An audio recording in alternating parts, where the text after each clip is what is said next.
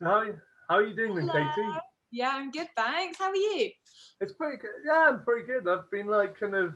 I haven't been in Bristol for a while, really. Yeah, where are you? You back in Stroud? No, I'm in Plymouth because I moved down to my folks. Oh my god, amazing! Of course, you said your parents moved back Yeah, down. because like obviously like when they announced the second lockdown in the beginning of November, it's Yeah. like right, okay, I'm gonna kind of move down here because of being around people. Yeah, no, fair enough. That sounds nice. And so, are you staying with your parents? Are you staying with your mum and dad? Yeah, and I've got like my sister literally 2 minutes down the road Oh, as love. well. So I've got like my kind of my niece and nephew come around quite a lot, so I see Yeah. them at least 2 or 3 times a week. Oh, that's so nice. I'm glad you've got people, you got your family and everyone around you. That must be really lovely. Yeah, so I was finding it a bit like kind of. I mean, like I survived the first lockdown kind of okay, Yeah. but but it definitely did take its toll on me, like the way in which I was interacting with people and No, I'm stuff not like that. surprised. It's been like, yeah, I'm not surprised. I mean, also considering how social you are, I mean, we all are, and I think, Oh yeah, it's not natural, is it? It's not, none of this is natural, and you need your friends around you. Yeah, so I can definitely relate to that. I mean, I have to say, 'cause the last time I saw you was outside the Louisiana, and that actually really did pick my spirits up. Oh, I'm so, You know, I'm kind of so like glad. kind of being sat with like kind of like kind of a group of people. It was you, it was Ollie as well, and Yeah, it was like Richard, your manager, or Ricardo as I call him. no, Kids that of was like, so nice. Was that in like September time? I think it was because I think it was. I think it might have been just after my birthday. It was either September or October. I think it might have been Yeah, because of like it all flows a little bit into one. But I just remember that feeling of like kind of coming out of like kind of almost complete isolation and then yeah, just like kind of being around people. And it was still like kind of learning how to kind of deal with that. And, absolutely. and Yeah, especially it's like some other people like Ollie, he had to like go through a proper isolation because of his health condition, yes, yeah, you exactly. know, and it was just like that. It was still like that kind of that relief of seeing people, but still that kind of how do we relate to each other? Yeah, no, absolutely. I feel that. But yeah, that was so nice. I feel it was so nice to be back at the Louis as well because I hadn't been there since my birthday and that gig in Yeah. March the 13th. That was the day after my birthday, and Wow. we played that gig with Kate Stapley and Pet Shimmers. Mm. That was like, yeah, I was just so weird being back there because obviously like it was my birthday, then the gig, and then literally lockdown. So I feel Yeah. like I was like I felt like my birthday kind of cursed the world, and that I was like, oh god, I had like the basement of Louisiana and had like a hoedown, like Yeah. kind of music karaoke party. And like everyone was a bit like, oh, this coronavirus thing, and I was like, oh yeah, well let's just celebrate. And then suddenly it was like lockdown, and I was like, Yeah. oh my god. Because also it was especially kind of hard for them because they just like put in a new PA system and stuff like that, like new lighting system and stuff like that. So they were like kind of using new equipment for the first Yeah, time. that's so true because it was all like so. When we played that gig on the 13th of March, that was like the PA and everything sounded, it was so clear, like everything was just crystal clear, and yeah, it was such a good PA. So I'm glad we all got to use that before everything went down. So I must admit, I didn't make it to that show because I was in Bath watching John Hopkins. Oh, I nice. think that was like so yeah. Sorry I didn't make it to your show, but at the same time, it was that weird sort of thing of like kind of. I know loads of people didn't turn up to the John Hopkins gig because of the fear of COVID and like Yeah, which is a fear, which is something which has actually been proven. To be honest with you, I yeah, think there was still a certain element of, I guess, denial yeah.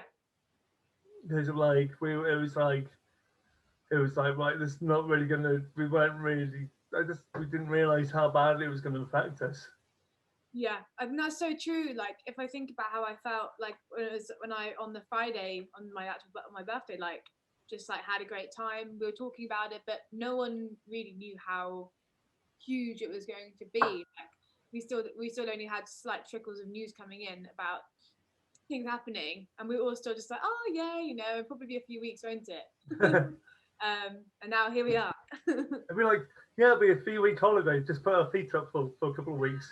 No, exactly. I think that's how everyone felt, and I feel like it's just, you know, it's been such a strange time. Yeah. I mean, but it's also been like, I think it's also been a time where it's allowed people to reflect on, you know, like a creative use of time. Really, I think. Yes, absolutely. And I Absolutely. think actually, you know, sort of like, even though people haven't been necessarily been able to kind of always go out to shows. I mean, I went to like a few socially distanced gigs at like the lanes and stuff like that. Oh, nice. How are they? Uh, I still haven't. they were great. I mean, 'cause it reminded me of actually, you know, kind of the gig is much more than just the gig. Yeah. It's everything which goes around with it. So Yeah. it's like, how many times have I like kind of ended up chatting to you just after being at a random band show and we're just chat for hours, Yeah. Yeah. you No. know, and it's like, and it's basically like we usually have like my old gang, like the kind of the gig regulars that we used to call ourselves. We were like, and we basically just like there'd be someone in the gang who'd like block book a table, and so it's just like it just brought back that sort of thing of actually, you know, the importance of seeing people, and even though you know like we were still maintaining our distance, it was still the actual importance of being sort of bit of you know even just saying hello to someone. Yeah. Oh You no, know, 100%. I think it's so important, and I think, yeah, I think I felt the same, because also I think so many of us, like in the first few lockdowns, we couldn't see our families, so friends were so important to like keep us mm, present and keep us feeling like, you know, we were doing things and we still had, you know, people around us. Because I think, you know, at the beginning it was really hard to kind of keep your spirits up, but I think yeah, seeing your friends and sharing your experiences, that's what makes you feel better about it, you know, feeling that, you know, you're not the only one feeling really shit about it, you know, mm, everyone else is in the complete same position. And especially talking to other musicians and gig goers, and you know, we're all in the same position where we're all missing out on something that's so important to us, and at least that gives us something we will all connect with. yeah. Then also, I'll tell you one thing which did help me. I mean, like even though it was a bit weird for the artist itself, but actually doing live streaming shows, Yeah. you know, because of also sometimes if on some of the live streams, I'd go into the comments section and I'd see the entire fan base and I'd be like, ah, you're here, you know, Yeah. like I was watching the live stream from here, like when you did your album launch, Mm. and it was great because of like I knew every single person in the comments. I was like, oh, this person's in here. Oh, look, it's been like, hello. I feel like it was like all the gang. It was like Nick, like Ben Yeah, Hambro, like Alf, yeah, Alex Hill, and yeah, and I saw you on there, and yeah, it really made me smile, because you know those are all people that we always see at gigs, and yeah. it feels like you're just in the crowd, just giving each other banter, giving each other Oh, gist. exactly.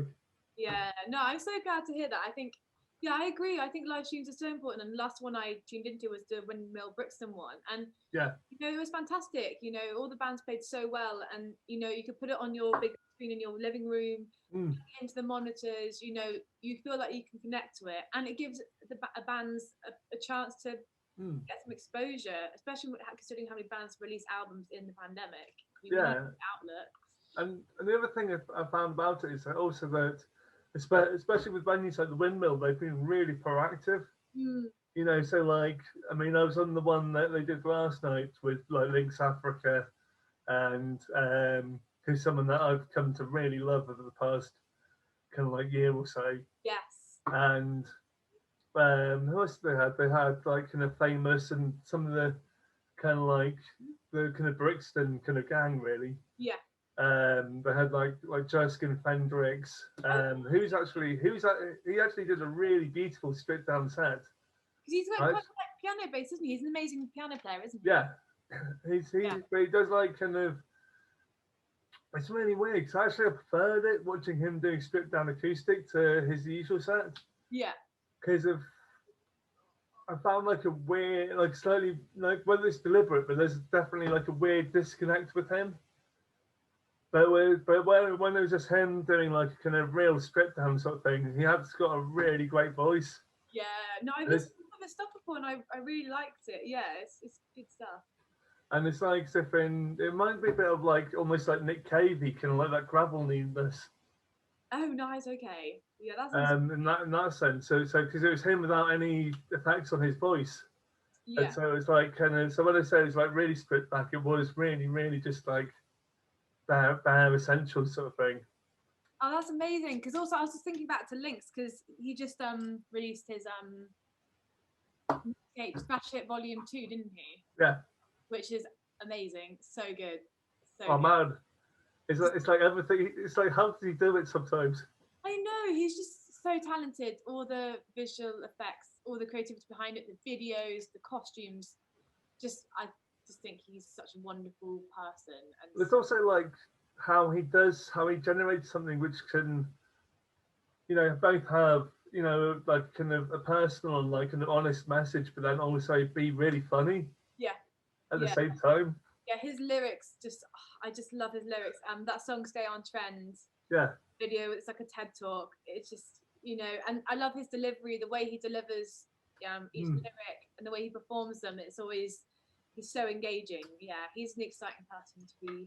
Yeah. Last thing is that the video for Stay on Trend reminds me of James Hankins videos.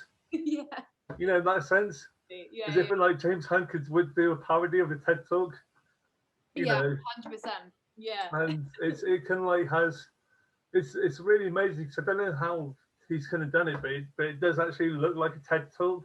Yeah.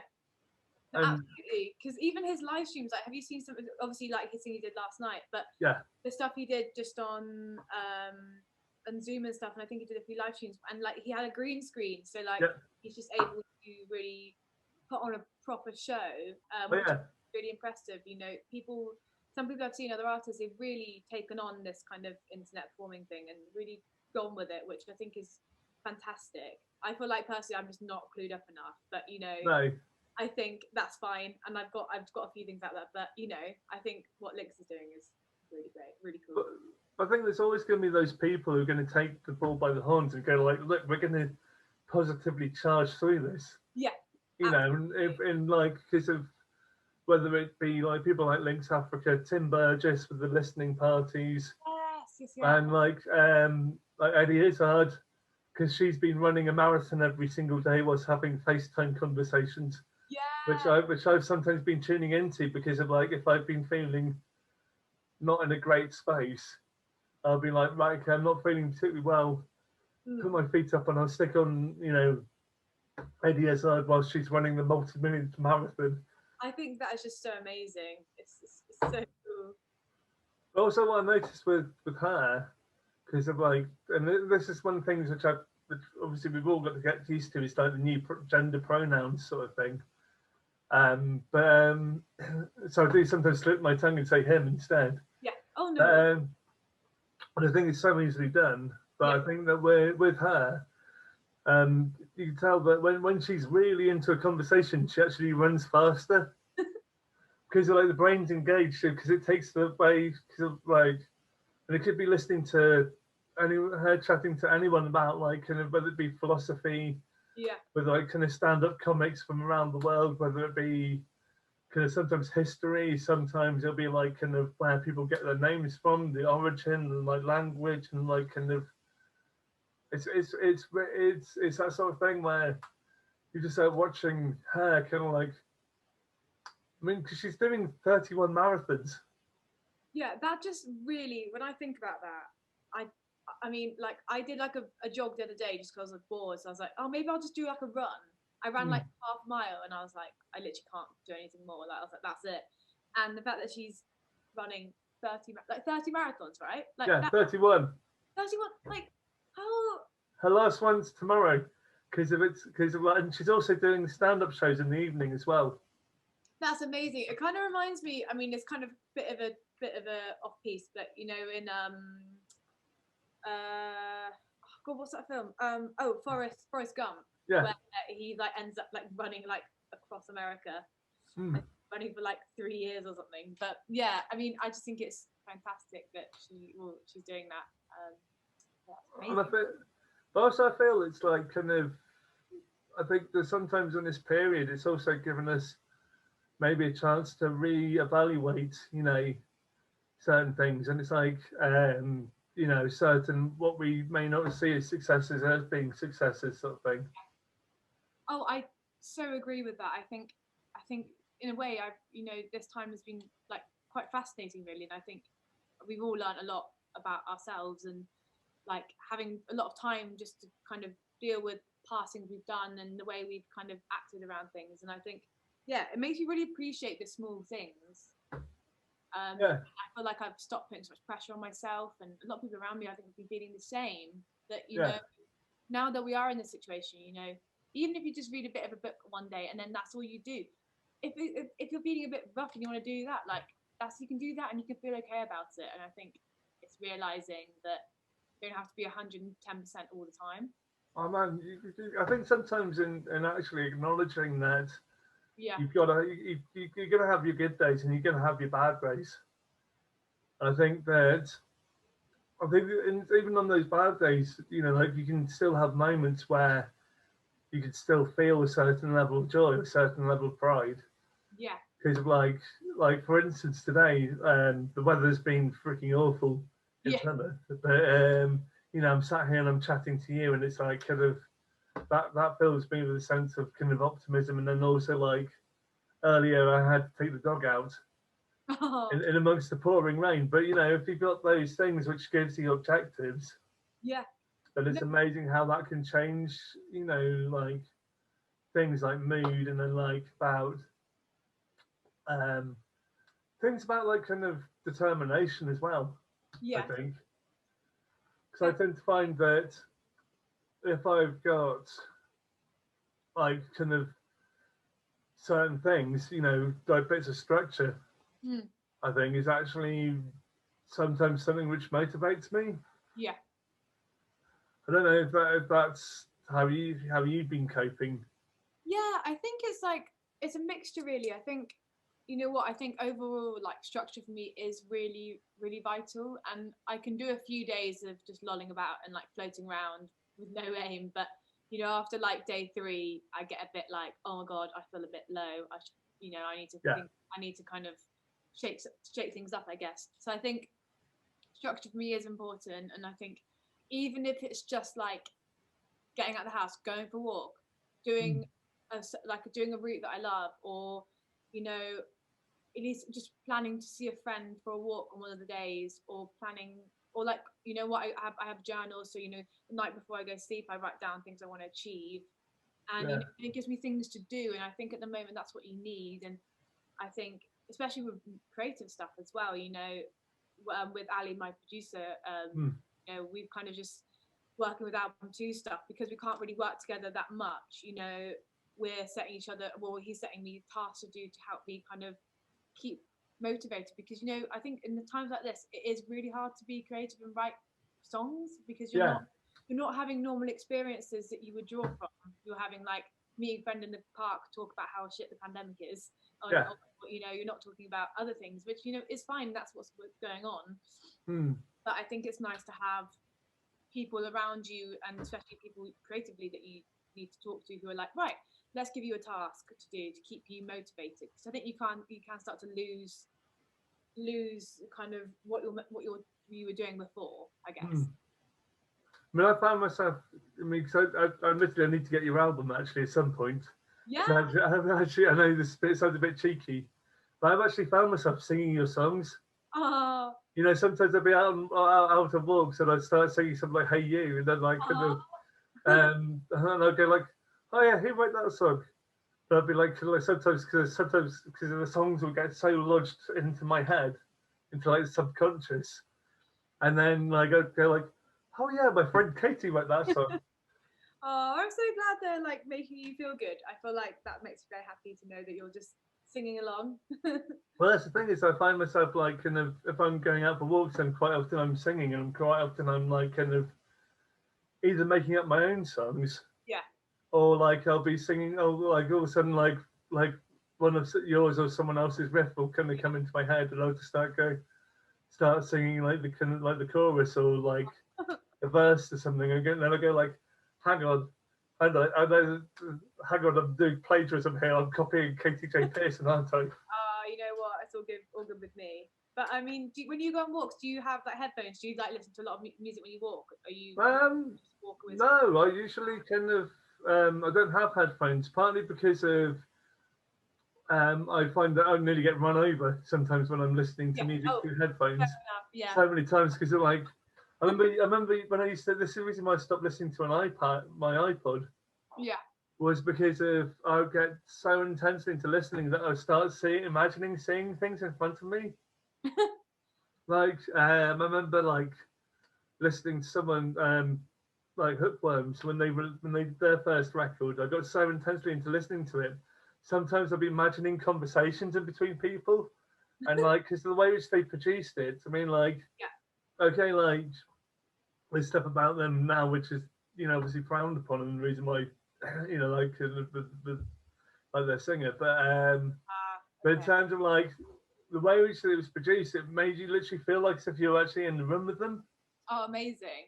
So it's like as if in kind of like you could feel like parts of the drum kit coming in over, like the snare coming in over on the left hand side, the bass drum kind of coming from like another angle, and then like it just like kind of really engulfed me. And like I remember kind of going down to see them play and like kind of listening to their album, and like I was literally actually making up people's conversation on the train. Oh, amazing. I think it's a funny one. I feel like, as you were saying with your headphones, I think there's been like a few like near-death experiences where I've like crossed the road and been really into the music that I haven't looked, and then like I hear a beep in the car, it's like, "What are you doing?" And I'm just there like with my headphones on like full blast. But I've got that, those like you can get the headphone safety because it like tells you what decibel you're listening at. Yeah. And I realized I was like, I think I've just like gone slightly deaf or something. Because like my decibels are like 90, which is like a motorbike. Yeah. And like I just always listen to my headphones so loudly, so I feel like I should go get a hearing test because I think I've been listening to Viagra Boys a bit too loudly. Oh, good. That's a good record as well. Oh, so good. I love them, and I really like the Sleeper Mods new record as well. I've been really enjoying that. That's a great record as well. But I'll tell you one. I mean, I think my favourite so far has been Arlo Parks. Admittedly. Yeah, that came out today, didn't it? Oh God, it came out yesterday. It's such a good record. It's just like for someone who's 20 years old, like the maturity in her songwriting is just like absolutely jaw dropping. I mean, whenever I hear the song Black Dog, it does make me well up. Yeah. Like really, really. Oh yeah, it makes me like. Because I mean, I'll openly admit that I'm a very like emotionally kind of sensitive kind of human being. Yeah. And so there's something about it because of like her accurate portrayal of her experiences with depression, and then like, but to write it in a way which is, also sending out a message of hope, sort of thing. Yeah, I think that's so wonderful, and I just actually listened to some of it yesterday, and I thought it was stunning. And I think, the fact that she's so young, and as you're saying, her like emotional maturity, that's something so special. And I think there's such a big problem right now with young people suffering with mental illness. Yeah. Surprised considering how shit everything is. Yeah. How much pressure there is, and I think it's so wonderful that they've got someone like Arlo Parks so they can listen to and see that someone as successful as her, she's really being so vulnerable at that age as well, to be that vulnerable. Like it's taken. I'm not going to be 25 in like 6 weeks, and it took me years to get to a point where I'd write songs that were personally about my struggles with my mental health. And I think, for her to be just turned 20 and to be able to be so open, that's truly such a wonderful thing. Also, I think it's a record which which will take some people by surprise. Yeah. So I think it's actually like a lot, because a lot of people will hear like maybe one song and go, oh, it's just all this kind of nice R&B, and it's like, no, there's so much more, textures to it, and actually, which is part of the reason why I brought up the maturity, because it feels like sounds like a much more mature record than someone's first album. I think that's amazing. Yeah, I agree with you. When I heard it, it's just so progressed, and everything is every song, it just sounds so well produced and well arranged. And I think, you know, normally the first album, you know, is quite rough around the edges, but you know, the fact that it's just really self-assured and confident, and I think that's amazing. And I think it will give other people of her age confidence that, you know, they can achieve what they want to do. Yeah, and I think also that, I mean, it's also like about like kind of sometimes, as we basically mentioned, like you found personally, like sometimes tackling difficult subjects, like Yeah, being that vulnerable actually, and it's like as if it's saying to people, look, this is a doorway. You don't have to be stick to within X, Y, Z confines of a genre. yeah. Oh You no, know, absolutely. I think that's like so important, and I think, yeah, because you know there's some like really lovely guitar based rock stuff in there. You know, there's some more acoustic stuff. You know, I think that's so true, and yeah, I think that's fantastic. You know, the message she's delivering to everybody. Yeah. to tell you what, the first time I heard, like, especially the second song on the record, I tell you who she kind of reminded me of. I don't know, have you ever listened to any Zinnia Rubinos? I haven't, no. Oh, because she really reminded me of. There's a really excellent record. Well, she's done several really excellent albums. Yeah. But she did especially a record called Black Terry Cat, and it was like as if it reminded me of that kind of playfulness, because she can like would take in bits of like R&B and hip hop and garage rock and like kind of do like really kind of like playful twists on them. Oh, amazing. Okay. I mean, there's a track whenever I do slightly DJ called, well, whenever I have DJ called Mexican Chef, which I always play by her.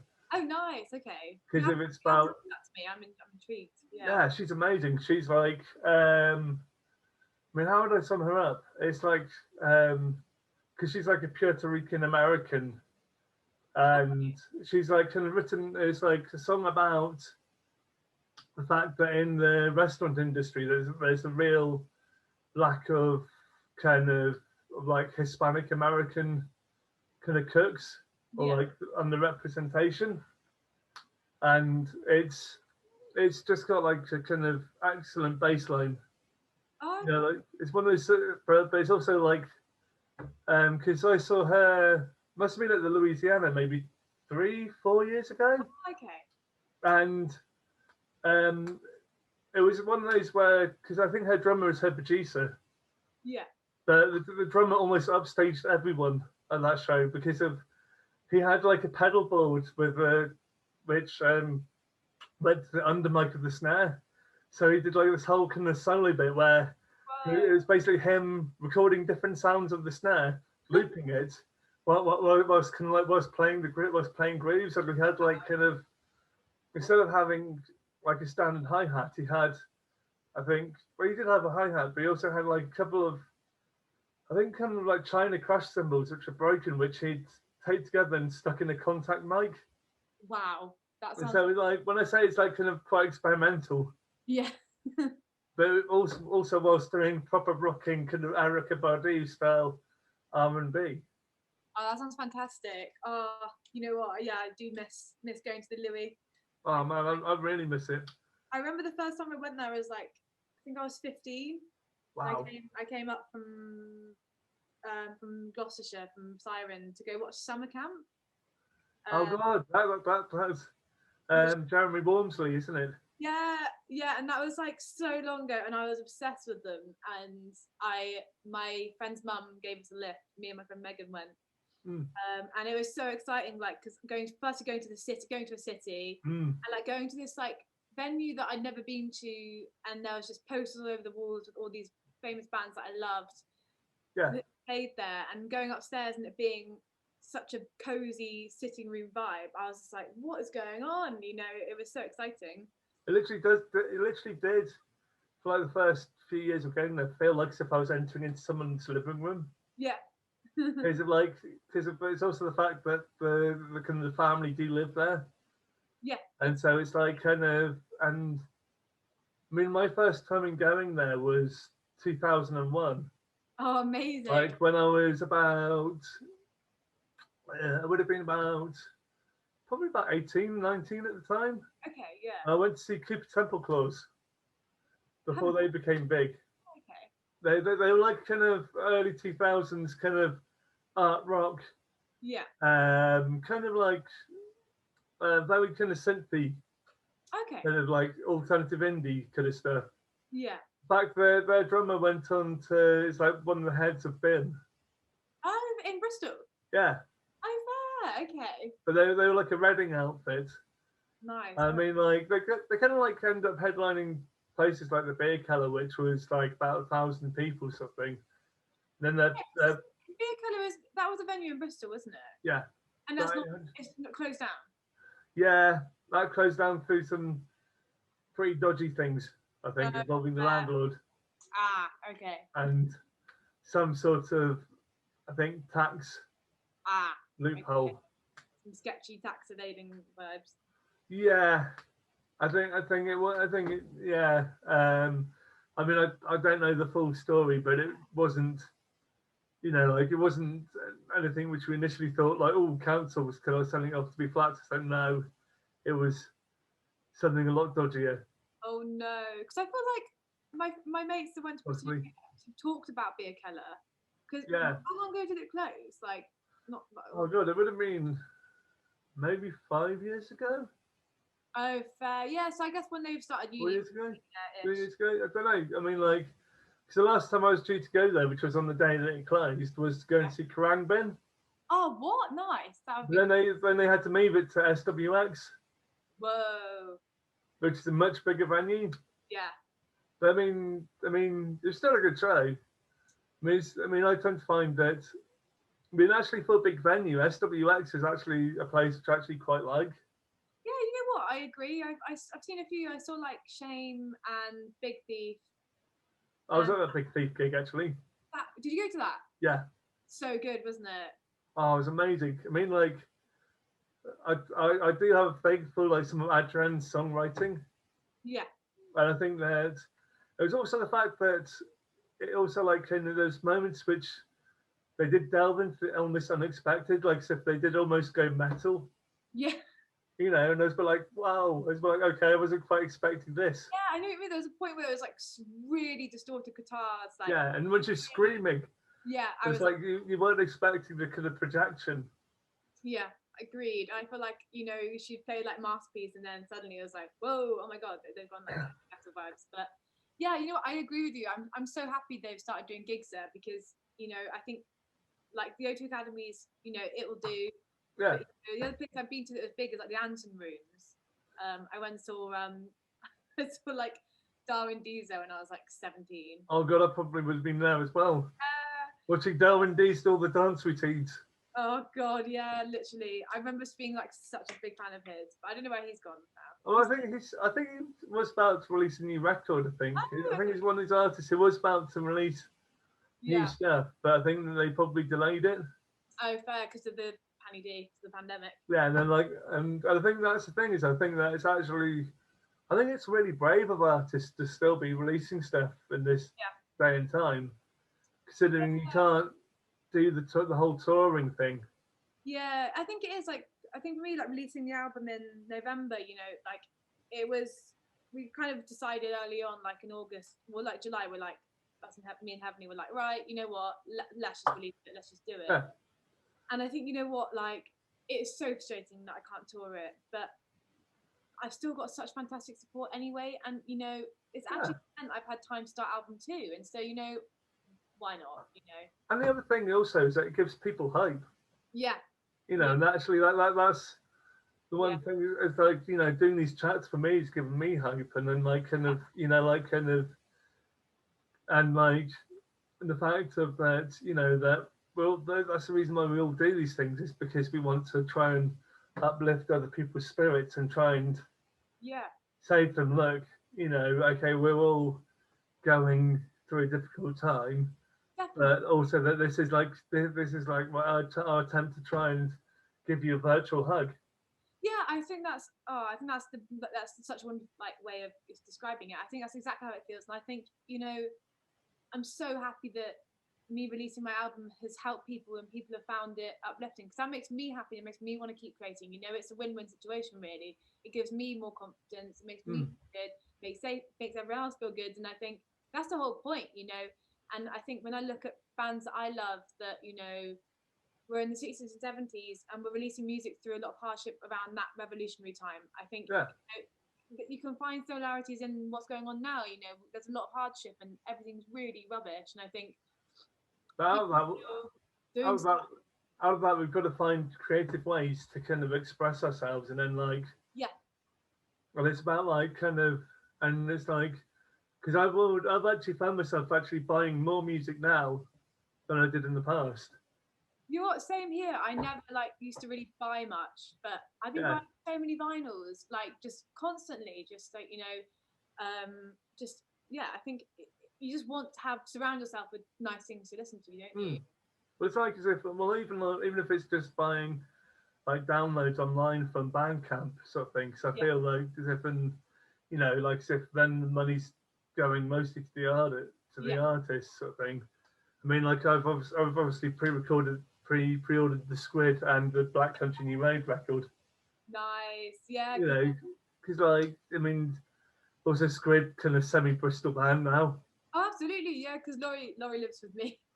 Well, hey, yeah. How is he? How's Laurie doing? He's good. I think he's out at the moment, but he lives. It's me, Laurie, my friend Molly, and my friend Sarah, and we all live together in Bristol. Yeah, it's really nice. But yeah, he's really good. All the boys are good. I believe they're very excited that they've announced the album. Yeah, that's really good. Yeah, that video is amazing as well. I saw like a few snippets of it over the last few months, but like seeing the full thing is. I haven't seen. I must admit, I haven't seen the video, but that song which they've done with Martha Skye Murphy. Yeah, she is so. Oh God, she's amazing. I love her screaming. Is the most beautiful screaming I've ever heard. I love it. I mean, because I saw her, like, because this time last year I was obviously doing the Independent Venue Week tour. Yeah. And actually, I saw her in the Brixton Windmill with Anna Calvi. Wow. And that was one of those shows where I felt like I was definitely pinched myself. That sounds amazing. That sounds like a real special. Because it's Anna Calvi's management who've taken on Martha Skye Murphy. Oh, okay. So they kind of like, I think it's like one of her managers is looking after her. Okay. Sort of thing. Nice. And it was just like, okay, but then like halfway through Martha Skye Murphy's set, go, okay, Anna's got some tough business to try and follow this up, and then like obviously Anna rocked up and just completely destroyed the place and just left everyone in absolute cinders with a mixture of her kind of really powerful voice and obviously her guitar playing. Yeah. I think actually that doesn't necessarily get recognized enough is actually how good a musician and producer she is in her own right. Yeah, I have a lot of time and respect for her as an artist and musician. I think, you know, since that, I remember seeing that song Blackout that she did on Jules Holland a few years ago, and that, like, I just couldn't take my eyes off her. I just thought she was so cool, she was so confident, and I think for me as a young woman, seeing a woman be so like intimidating and powerful, you know, it really inspired me, and I think she's still going and she's still just creating fantastic music, and she's such a fantastic role model. Yeah. I mean, I worked out the first time I would have seen her would have been like 11 years ago. Wow. So because of it was at a festival called Standing Calling. Oh, okay, that rings a bell. Yeah. Yeah, which is actually kind of probably, I'd say, in my top 3 UK festivals, along with Green Man and End of the Road. Where is Standing Calling? It's in North Hertfordshire. Nice. Okay. It gets one of the most random lineups every single year, but it literally does tick every single person's box. Oh, nice! It's a good. And so like they'll have bands like last year they had Idols headlining one of the stages. They had like kind of Echo and the Bunnyman but then they'd have stuff like Jess Glynn and like kind of Grace Jones, or like they had like I remember seeing this really amazing Russian kind of disco punk outfit called Sado Opera. Oh, nice. Okay. I mean, but it's like their whole breadth is that they'll get stuff like, because if they're just outside of London, then they can get certain artists at a reduced rate. I mean, but they can get like, so they'll have like really big headliners who are like way too big actually for the festival. sometimes. So they had like the first year I went, they had an extraordinary lineup. There's like 4,000 people there. Yeah. It was like Buena Vista Social Club closed the main stage on the Sunday night. They had Okay. Giles Peterson, After Clang, Fucked Up, like the Canadian punk rock Okay. band. Yeah, I've heard of them. They were brilliant. I mean, like they literally played, I think on the Friday night in this tiny tent where the entire side. This actually, the guy who actually organised the standing calling actually got sent to jail for 2 years because of because of embezzlement. Because he had a really high powered job with Tesco's, and he blew all the money on like this massive site deco because they basically did the thing. They used to have like kind of fancy dress thieves. So the whole thing was like murder on the Orient Express. So all the stages and everything was decorated like as if in like a kind of Victorian Yeah. style setting. And there were huge things, a bit like where you couldn't tell whether people were actually being punters or whether they're actors. Oh God, that's Sometimes playing out stuff, and they had like fake body outlines sprayed on the ground. And yeah, what else did they have? And it's like the stage which Fucked Up played on. yeah. They literally made it out to be a train station, Whoa. like decoration. And what was great is that they're used to usually playing to like kind of quite an adult audience, and so like there were kids there because there's all the locals, Oh. kids on their parents' shoulders, and like knowing Damien, he can look their singer, he can be quite intimidating looking. Yeah. He's like big, bald-headed, and also he had his head cut open because of his way of sometimes getting rid of anger would be to crush a Coke can and then basically smash it against his head. Oh my God. And so, like, you can understand why kids would be intimidated. Yeah. He had a massive grin on his face, and he's literally kind of going, "There's kids here," literally running up to all of them and high-fiving them all. Oh. It's like, well, whilst there's blood still, like, kind of coming out of his forehead. Down his head. Oh my God. Yeah. But it's just like that sort of thing where, but then, yeah, they had like an incredible lineup. It's like kind of these New Puritans. I mean, Anna Calvi was the second act on the main stage on the first day, and I just remember watching her and just like going, "Yeah, this is really, really good. There's something here about her," sort of thing. Yeah. They had like Kate Tempest opening up the main stage on like the Sunday. Amazing. And I basically got so excited that I basically stayed up for the entire weekend. I just couldn't get to sleep. Well, that, you know what? That's the way to do it. Fully immerse yourself. But yeah, but I think it's that sometimes I do get like a kid in the sweet shop. Yeah. I mean, especially when I've seen, someone express something so intensely, or if I'm feeling something which I haven't felt before, sort of thing, then it takes quite a while to process. Yeah. But yeah, it was like half the audience were also all from Bristol as well. Oh, we love that for that year.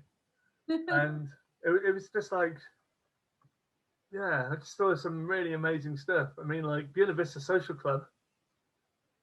I mean, with the original lineup before like the bass player passed away, I think. Oh. It's like, wow, okay. Because I feel like I saw you at. Did you go to 2000 Trees? Yes. Yeah, because that was like my local festival. Yeah, I think I started going to 2000 Trees. I think the first year was probably maybe 2013-ish. Yeah. Or 2014. Because I think that's when I went. Because I remember going to 2000 Trees when I was like 16 and seeing like summer camp, which I was very excited about. Well, hey. And what is that band called? I remember Band of Horses. I remember Band of Skulls playing. Yeah. First year I went. And what's that really great band? The Bronx. Yeah. I saw the Bronx in like 2015. And yeah, I was at that one.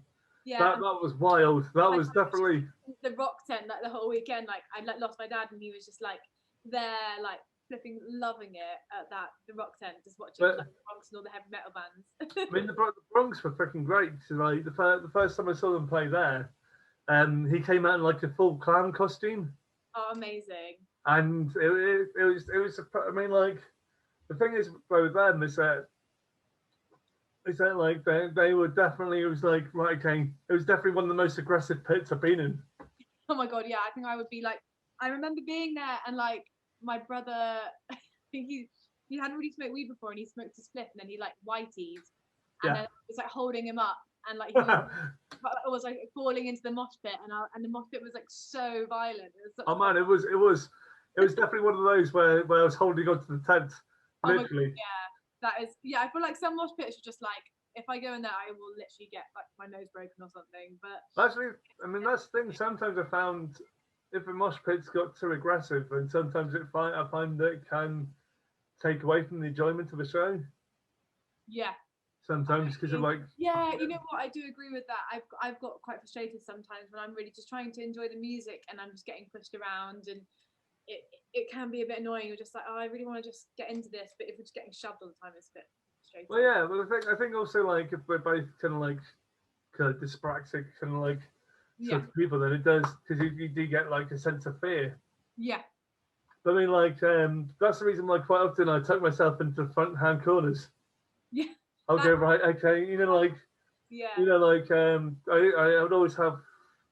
I probably told you about this, but I've always had, you know, my certain spots in venues. Oh, absolutely. So, I feel like at Thekla, you always like, you like being at the front, like the front kind of row, but in the corner. Yeah. Yeah, that's your vibe. And also, because you've been doing all your drawing, you want to be somewhere where you're not getting knocked about too much, I guess. Well, it's also because of, you know, like kind of even in the Louis, even when I wasn't doing drawing, it was a case of like kind of knowing that I could be safe, that I wouldn't necessarily get knocked over. So like, you know, like the Louisiana, I'd always tuck myself into the in front of that speaker stack, and like the exchange, I'll tuck myself down to the left hand side. You know, like I still enjoyed myself, and I still, you know, like kind of feel present, but then like not necessarily kind of always walking out with bruises. Yeah. Oh no, absolutely. I feel like you know where to go now. You got your. Oh yeah.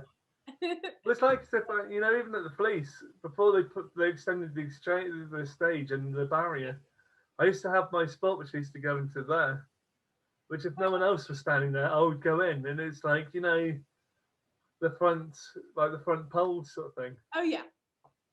So often I'd find myself kind of going, right, okay, if I'm getting there before anyone else gets there, I'm going to literally get in there because I can shove myself in between the front of the stage and the pole. Yeah. And then that means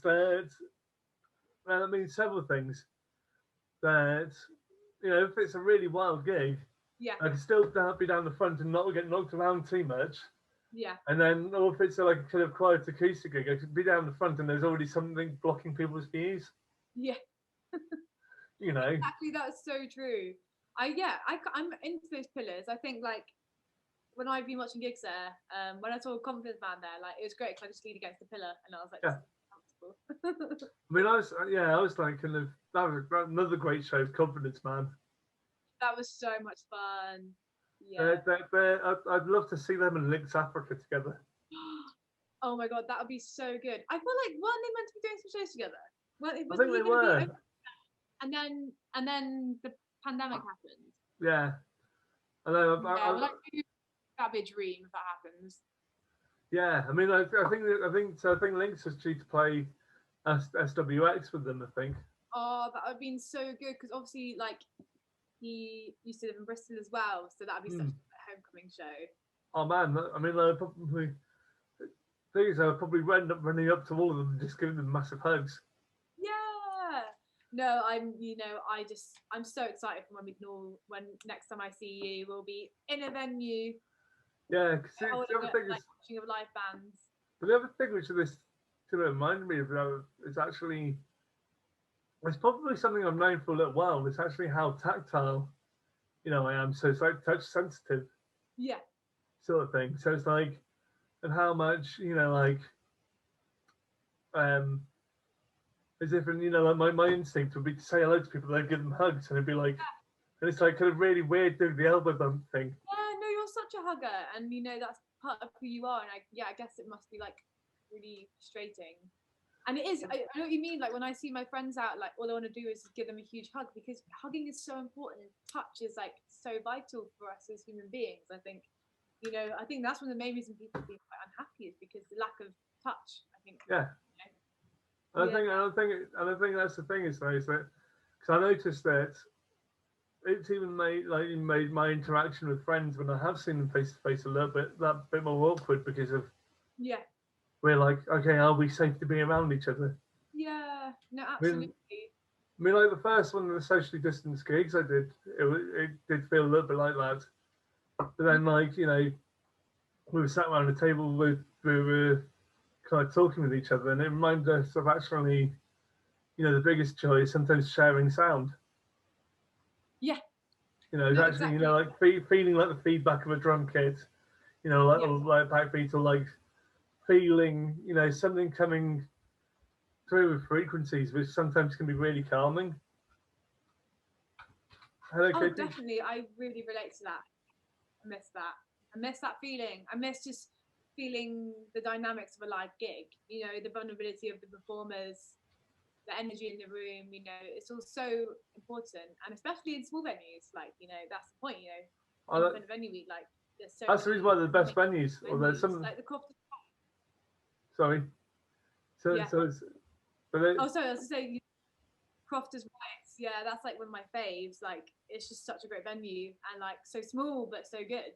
yeah, and also like kind of even places like the Trinity. Like which is actually a community arts venue.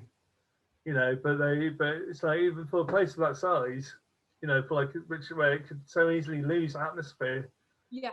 Like seeing Anna Meredith playing there last year was absolutely astonishing. That must be amazing. Oh man, she's one of the people which I've been lucky to get on this chat. Okay, I got her really early on, Fantastic. but it was like kind of I must admit that after having the chat with her, I spent about 2 hours staring at a blank screen, just like going that happened.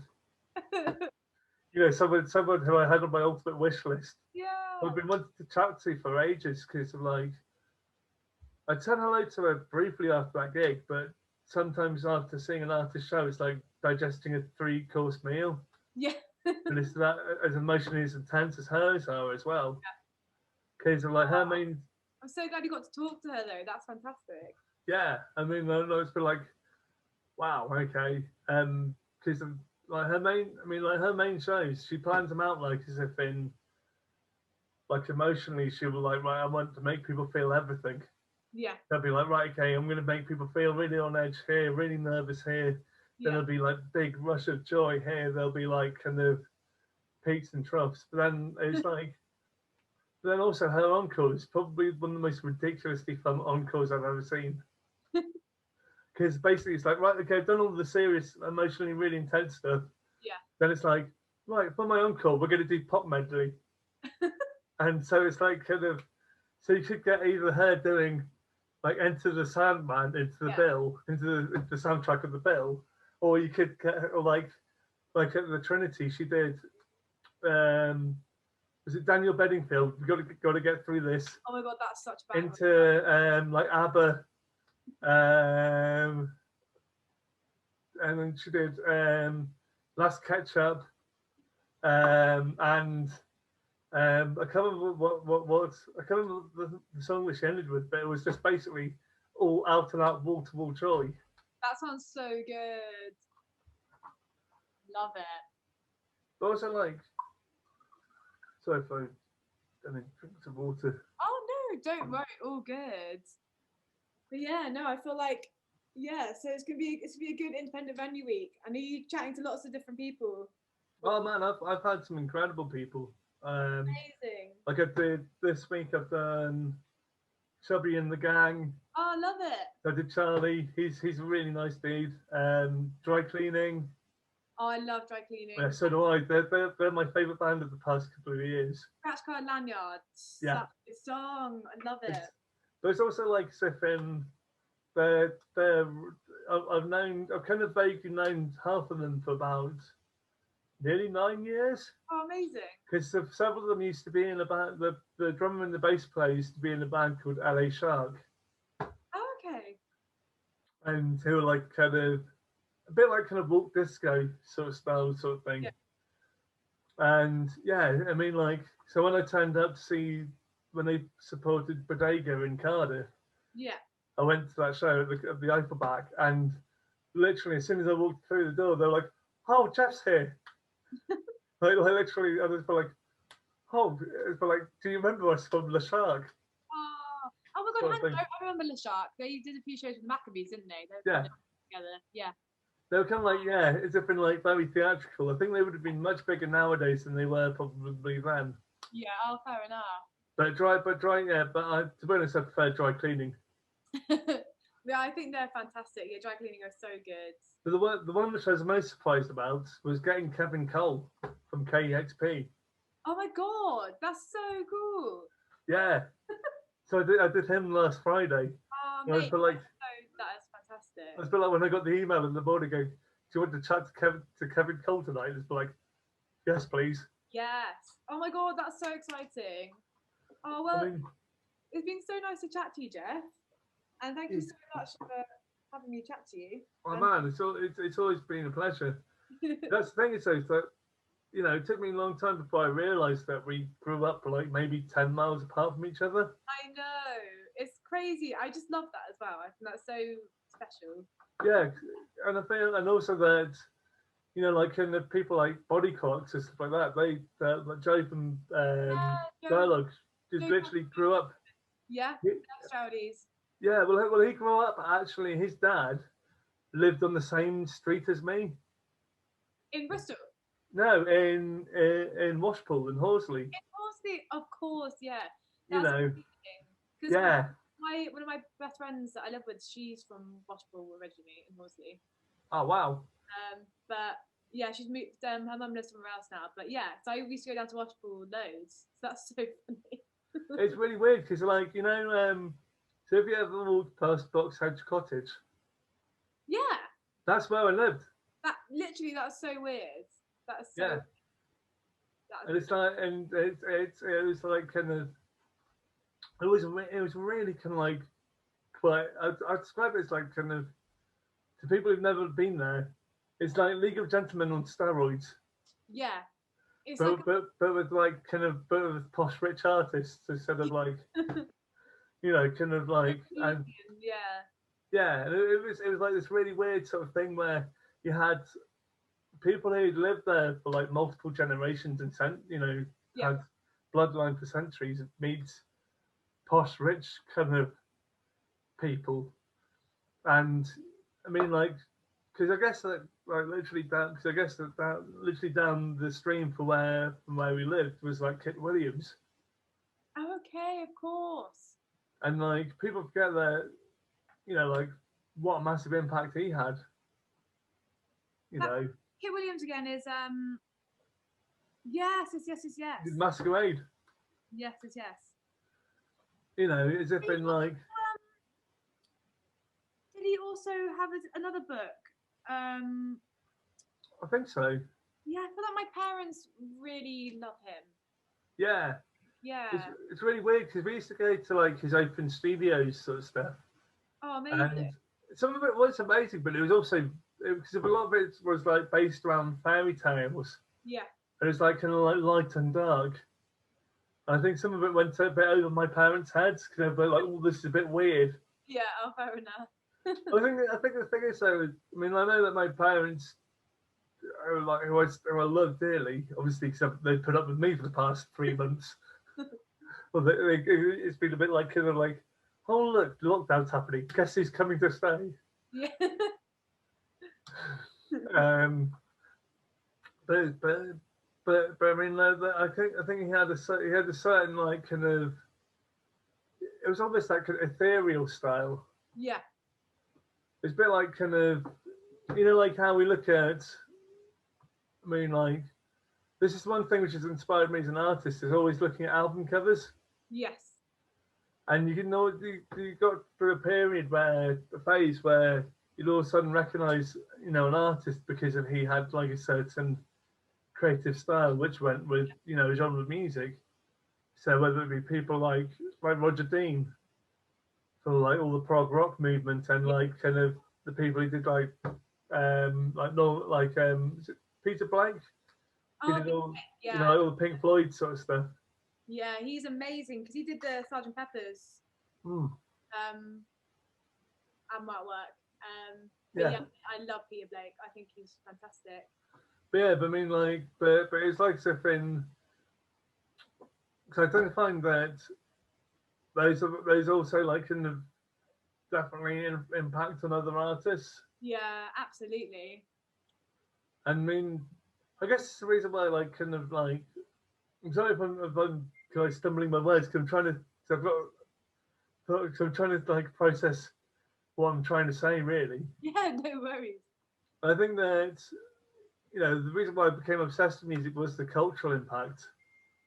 It was Yeah, like right, okay, it'd be like the coolest thing ever would be to see like my artwork on someone's album, or like if I was to ever make my own record sort of thing. no, absolutely.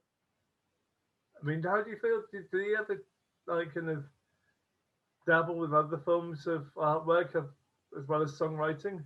Yeah, I mean, I did an art foundation, so I've always loved art, and I've always loved illustration and stuff. So it's something that I do really enjoy, and I think if I hadn't gone into music, I would have wanted to study. I went to look around Falmouth Uni, and I would have liked to do Mm. something with in art, but I do a bit of lino printing at the moment and watercolor stuff. But yeah, I haven't really done it for a while, but I really appreciate art. I mean, I collect it and I love it, and I have all over my walls because it makes me feel good and Yeah. it makes me happy. And I think, yeah, I think art is so important, like physical pieces of work. And I've got like Ram in the you can see Ram in the background there by Paul McCartney, and that's Wow. I love that album cover, and I think so bright, and I think there's a part of me that if I love the vinyl, that's great, and I love the music, Mm. but the front cover, if that's pretty as well, then Oh, you get massively. two pieces of art for one. Well, I mean, that's the thing is that I found that I bought sometimes so many random records because the album looks great. Yeah, If I'm going on Bandcamp and this is sometimes what I'll do. Well, pretty much mostly what I'll do is I'll go and see what's so they have a thing scrolling with what's being sold at that very moment. yeah, And there's so many records which I've just literally clicked on because they've had really interesting artwork, yeah, or they've had something which has really caught my eye and gone like, wow, this could either be something amazing, or would be really underwhelming. yeah. That is so interesting. I think that's such a good way of doing it though, because it's kind of potluck, saying like, well, this is great artwork, I wonder if the music's gonna be the same. Yeah, I think that's super interesting. It's also kind of doing it randomly by country as well, where you're like, okay, we know what's happening in this country, but then like I find myself sometimes doing random searches where I'd be like, oh yeah, post-punk or like alternative music from like Slovenia, or like from because of because also that's like I did like Eurosonic online. Yes, as And well. actually, I mean, one of the most captivating performances I saw was from a Slovenian duo. Because obviously I saw your set, which was part of the stuff which you pre-recorded at the Louisiana, I think. It was, yeah, yeah, So I recognised it straight away. And went, yeah. You were like, hang on, look, there's the Louis sign. I know, classic. I know. And it's like, oh look, it's all exactly the same Bucky band members. I know. It's like, what's going on here? Why is everyone wearing the same clothes from? Yeah, but oh look, they haven't washed for about Yeah, they haven't washed the 3 months, 2 months. Yeah. But I mean, Yeah. yeah, but I mean, like there must be like kind of. Do you find yourself watching any of the stuff for like Eurosonic or? Yeah. So I was actually quite intrigued to see how, and obviously because it's such a big festival, I was intrigued to see like how it was going to be presented online. So I watched a few of the artists that were on before me. And there was one band that I followed that were really good. I followed actually quite a few of the artists that I discovered. Mm. But yeah, I just discovered some really interesting new artists from like Holland and Germany, and yeah, I think it was a really good. I'm really glad I watched and had a look because there's so many bands I don't know about, and it was great to kind of discover new music. The same with me. So that's the reason why, like we go to some of these festivals and like like I've done like Great Escape and stuff like that, where it has been like, right, okay, I'm not so interested in the stuff which I already know, Yeah. but whereas I'm more fascinated by stuff which I don't know, and I feel that that's, like sipping, I'll go like, oh look, there's my friends from Bristol who I could go and see any other night of the week. Yeah. Like stuff like scalping, who I do really love, and I Yeah. would usually go and see. But it's like, but hang on, there's this band from Perugia who are like from like a really far off country who are like coming and they and there's like quite like half of one of their songs. Let's go and take a punt on Yeah. that.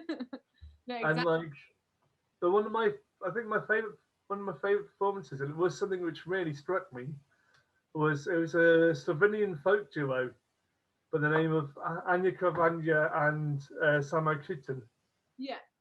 And it was basically they're like a hurdy-gurdy player and a violin player, Oh wow. but it was like kind of how it was, and they're mixing it also with their voices because it was like really hypnotic and really kind of like how they were like interchanging like the rhythm of the violin and the hurdy-gurdy. Yeah. It was almost kind of verging on like the folk version of krautrock because That's it's so much about repetition, repetition, yeah. repetition, repetition, Amazing. and I found myself being semi-hypnotized. I mean, I just watched their 10-minute video Yeah. before kind of going off and think, see, and like I found myself just like randomly kind of like scrolling on the different stages. Oh, I love that. That is great. I think that was such a good yeah, Eurosonic, the online thing was great. Really enjoyable. And yeah, I guess like over the next week there's gonna be lots of good stuff coming up, which is great. But I think it does make you think about, how in the future we're probably going to have to do, involve more technology within our performances. But then it's also like, how can we make them still intimate enough so that people can still get that thrill and that feel for them? Yeah, definitely. It's so true. And I mean, I like, agree. obviously the thing that we can do, I think, you know, which will probably be happening, will be obviously socially distant shows, Yeah. but then also having the cameras still there so that people can access them online. Yeah. And actually, like, and there's definitely also a way of like, I don't think that many venues have really tapped into it yet, but Yeah. like monetizing it, because I think that will provide like a really vital income stream. Yeah, I totally agree. I think that's what most venues are going to have to do. But obviously, there's that thing with now with bloody PRS are like Oh charging God, that's horrible. concerts, That was an absolute nightmare. which I just like just found that so shocking. I was like, we're already getting absolutely fucked over. I was like, you're Yeah, trying to do something else to like make this even more worse for venues. It's just like they're already on under not such just venues, but artists as well. Because like, yeah, let's face it, because most of the songs you're playing are songs that you've written yourself, and so you're effectively being charged a license to perform your own material. yeah. I just Which think it's shocking. it's a bit like, It really is. It's just like, what the hell is going on here? It's like you're gonna just absolutely annihilate all musicians, like in the UK. Like, what the hell is I mean, going on? I tuned into the panel which Independent Venue Week did, and all the venues said, "Yeah, we're not paying it." Good. They're just like, "Right, take us to court." Like Wait, PRS, if you want to now I take us to court, take us to court. But yeah, but it has to be done though. Like, I think I feel like I fully support all the venues doing that, and if I can do anything to help them in that way, like 100%, like it's just ridiculous. It's ridiculous. I mean, that's the reason why there's such big uproar. Hmm. Because of like, it was just like, it was, I think the thing is, it just felt like as if there was no consultation Yeah. with either the Music Venue Trust or with Independent Venue Week or with people who either work at the venues or artists like yourself. Whereas if there was consultation, with people who represented, either the organisations or the venues or yourself, then I think Yeah. they would have found a way of working out a fairer deal. Yeah, it's just I think it's the not being transparent. It's just kind of like, oh, here's another thing. Like, yeah, there could have been a way around all of this, and I think the lack of thought an understanding of like how much this is affecting people and their The lives. I mean, like the biggest one is communication. Yeah, yeah, yeah, I yeah. mean, like let's face it, because of like, I mean, okay, and I've found that if I'm communicating with people effectively, then it makes me feel better. Hmm. But then when you hear stuff like that, you just feel like that's a massive organisation, you I know, know. especially being PRS, it's just quite surprising. Like I thought there would be a bit more of a understanding of like the fact that that is automatically affecting the people that they are who are on membership with them. You know, it's Hmm. just like, what? But Yeah, also the other thing is, I mean, like stuff like that is that we need, you know, live music of some format now more than ever. yeah, You know, even if it's just me dancing around my living room yeah, because I'm hearing someone playing something, or because of like, even if it's a pre-recorded performance, yeah. like I find myself sometimes taking random stabs on literally stuff from around the world. Oh, amazing. You know, like I remember like because there's a band I really love called Jambanai, Yeah, like a South Korean post-metal band who are on Bella Union Records, which I yeah. know that you've been on in the past with Arden. Oh no, I And was on. Oh, I don't think I released on Berlin. you know, No, I think I did some stuff with National Anthem, and then with Method. But sorry if I got things wrong. no, it's okay. Don't apologize. That's fine. No, it's But literally yeah, fine. but no, yeah, no, but yeah, no, they're this really amazing South Korean post-metal Oh, outfit amazing. Okay. who makes traditional South Korean instrumentation with guitars, bass, and drums. That sounds amazing. Oh yeah, they're phenomenal. They're literally the only time I've seen Simon Raymond cry at a show has been stood next to him watching Jambanai, Oh, amazing. and we both found them exactly the same time before I even realised he was Simon Raymond. That sounds You know, wonderful. because of like we were both out at Primavera Sound Yeah. in the middle of the park in the middle of Barcelona, and they were doing like afternoon sessions sort of thing, Yeah. and they had Soak was playing on one stage, you know, in the middle of the park, but obviously he could hear Jambanai doing sound check, you know, because like they're literally in the park together on the big open stage, Yeah. and so we found ourselves being stood right next to each other watching this band, you know, effectively at some points creating whale song with like kind of parrots flying over our heads sort of thing. Wow. And then like kind of there's also the fact that there was things like they had I think it's thing called like a kora, I think it was called, which is like a kind of like the South Korean version of like a cello. Oh, amazing. But it's like kind of four strings and it had like this kind of wooden spine thing that it was played like kind of across her lap. Oh, wow. So she like sat down cross-legged and like kind of it's like a mixture of tapping and plucking the strings. Yeah.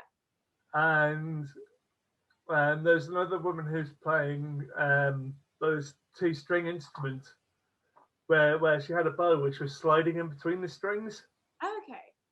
and it's like kind of they were changing the pitch by squeezing by putting pressure on the strings. Wow. Okay. So it's like kind of going up and down sort of thing. Oh, that sounds amazing. And they had like stuff like South Korean whistles. Then they mixed that up with, you know, like they had like a laptop which had certain things on it which they couldn't necessarily recreate live. Yeah. But they had, you know, like the guitars, bass, and drums. Oh, And so like when they went heavy, it was very heavy. But then like when they were doing like the lights and really interesting soaring melodies, yeah. it's a bit like kind of Godspeed You Black Emperor Okay. sort of thing. Oh, they're amazing. Yeah, Yeah. yeah, they're literally one of those bands where you go like, I'm emotionally ready for this. It's like, no, you're not.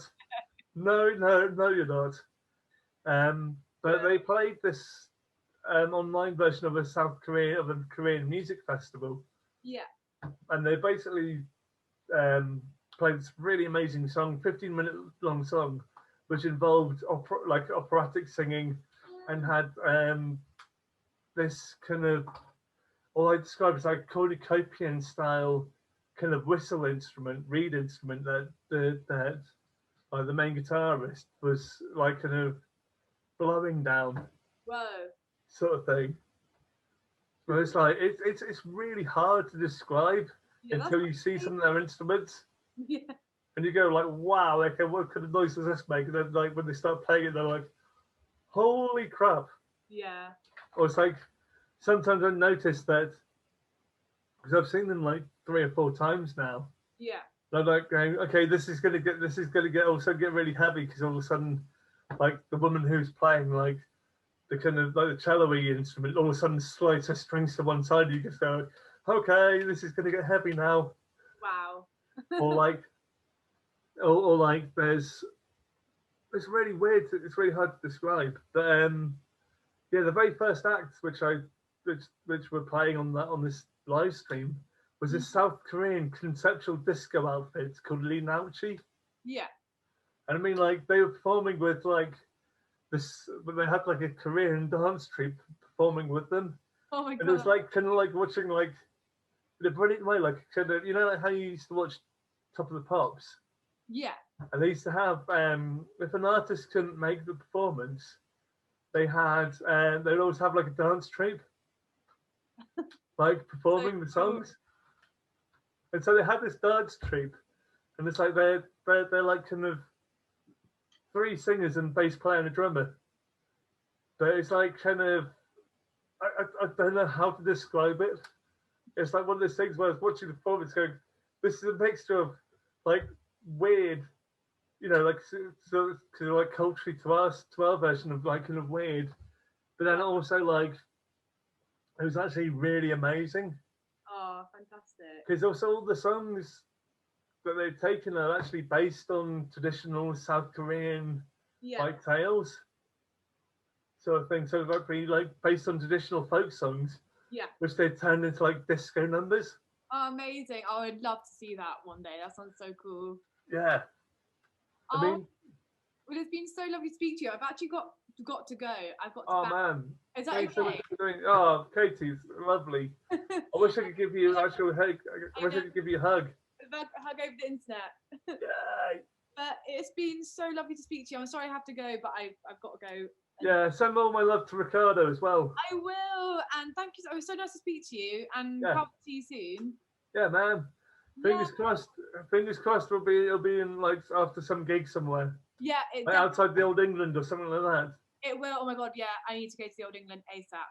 Yeah. So do I. To be honest, I need to be in a dark, dingy room with sweat dripping off the walls. I'm dreaming of it. Yeah. Yeah. Well, thank you so much for having me, and lots of love, Jeff. Yeah, thank you so much. Okay, I'll speak to you soon. Lovely to see you, Kate. Okay, bye, Jeff. Bye-bye.